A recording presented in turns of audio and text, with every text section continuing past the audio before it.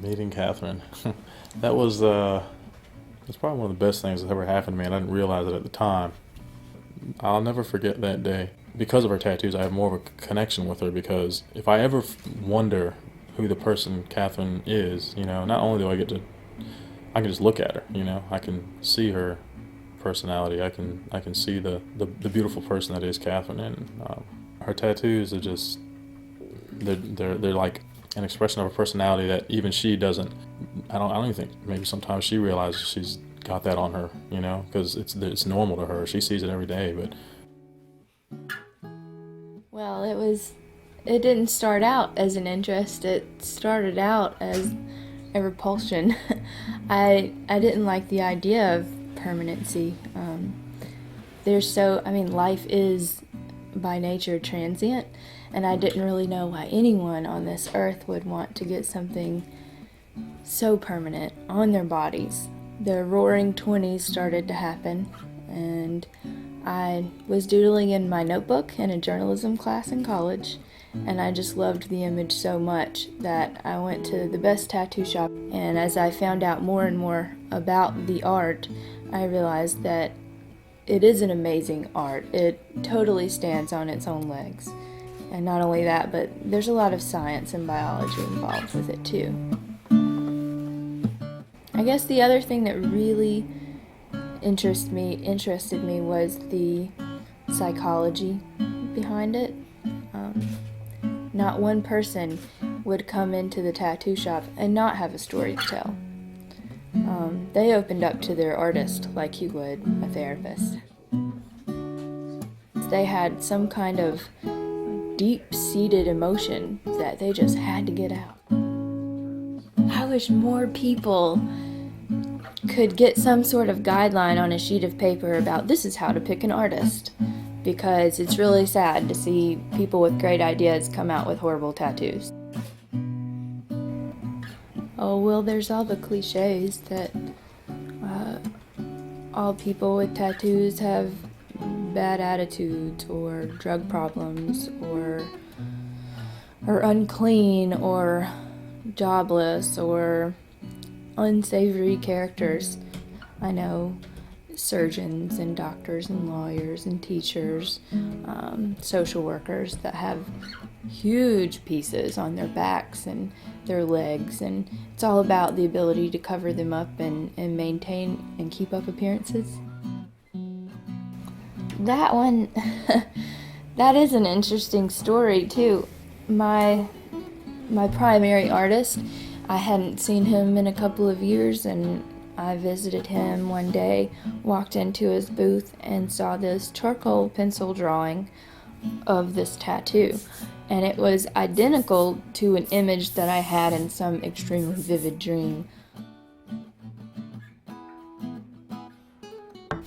Well, sometimes you can tell by body language, the looks on people's faces. Some people just tell you what's on their minds, but most of the time it's a really positive reaction, and I know this because people come up and tell me, "Oh my gosh, your artwork is so beautiful." That's actually how I met my husband.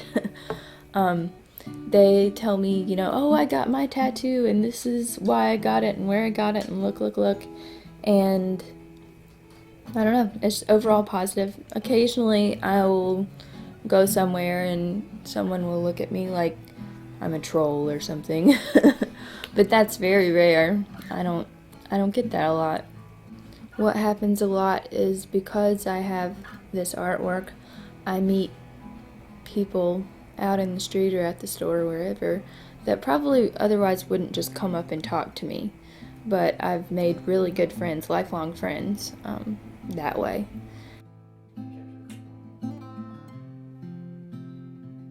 I was in a low spot in my life, and more than anything, I was grasping at straws, and just like anyone you talk to that's been at a low point, they usually grasp at the God straw.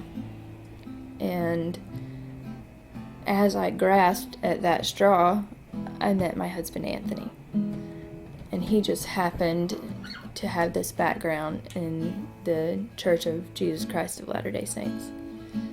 And over the year that we talked about it, I found out about the church history and what it meant to be a Latter-day Saint.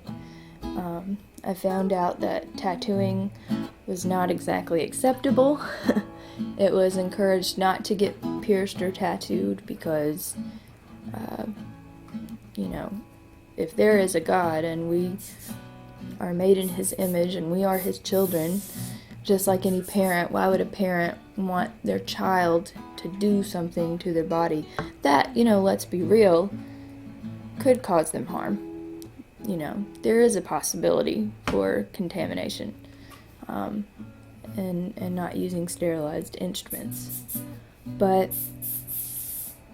I'd kind of gone through my phase. I feel like I was fortunate enough to live on both sides of the coin.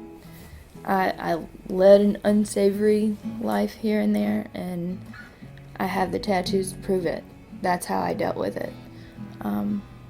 So now I love tattooing. I would still probably tattoo someone. I would tattoo myself. But I also recognize that if I were to do those things, it wouldn't be coming from the same spot. I have much more respect for myself and my body now. I don't just see it as this vessel that I can do anything I want to. My own personal experience, I got most of mine because I had a lot of pain that it's not in my nature to express any other way. Combined with my love of art, it just worked for me. It fit. So, yeah, I got my tattoos because they turned an ugly thing into something beautiful.